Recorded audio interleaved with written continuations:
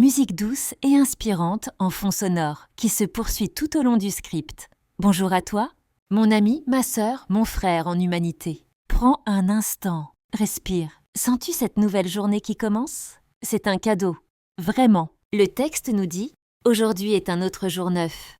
C'est une phrase si simple mais si puissante. Pense à ce que ça veut dire. Hier, avec ses regrets, ses erreurs, ses peines, ses angoisses, c'est terminé. C'est du passé. Hier est scellé, on ne peut plus le changer.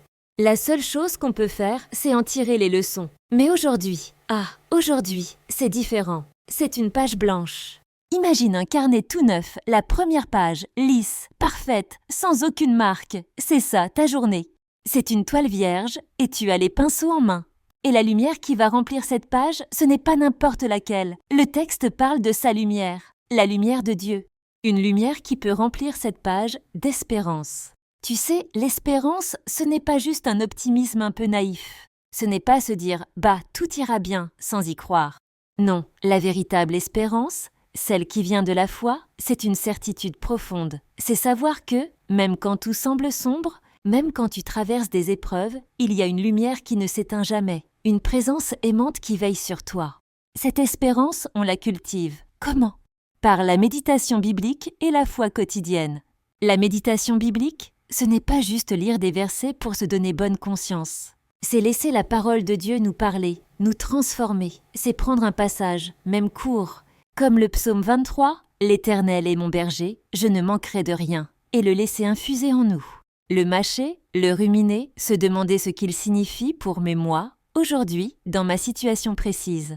Quand tu médites, tu ne lis pas seulement un livre ancien, tu entres en dialogue avec le Dieu vivant. Et puis, il y a la foi quotidienne. La foi, ce n'est pas un événement spectaculaire qui arrive une fois dans une vie. C'est un muscle qui se travaille chaque jour. C'est choisir de faire confiance, même quand on a peur. C'est prier pour le repas qu'on va manger, même si ça semble banal.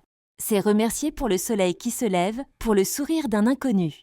C'est voir la main de Dieu dans les petites choses.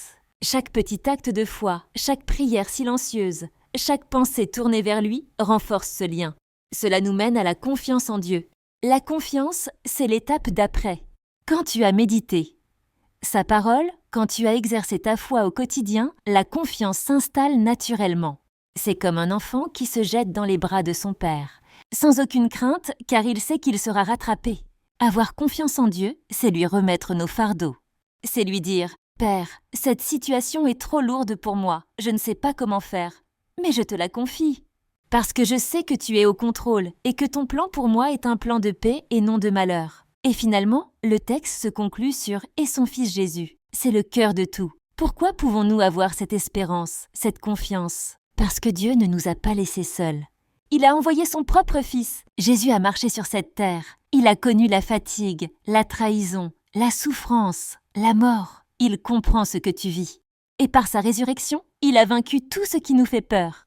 Il a transformé la page la plus noire de l'histoire en la plus grande source d'espérance. En Jésus, la page blanche de notre journée n'est pas seulement une possibilité, c'est une promesse. La promesse du pardon pour les ratures d'hier. La promesse de la force pour écrire aujourd'hui. La promesse de la vie éternelle pour demain. Alors aujourd'hui, mon ami, ne laisse pas les fantômes d'hier gâcher ta page blanche. Ne laisse pas l'anxiété de demain la tâcher avant même d'avoir commencé. Prends un instant, respire, ouvre ton cœur. Laisse la lumière de l'espérance, nourrie par la parole et la foi, remplir ta journée. Confie tes projets, tes peurs, tes joies à Dieu par Jésus. Cette journée est un cadeau, une page neuve, une opportunité de marcher avec lui. Qu'allez-vous écrire ensemble aujourd'hui? Que ta journée soit bénie.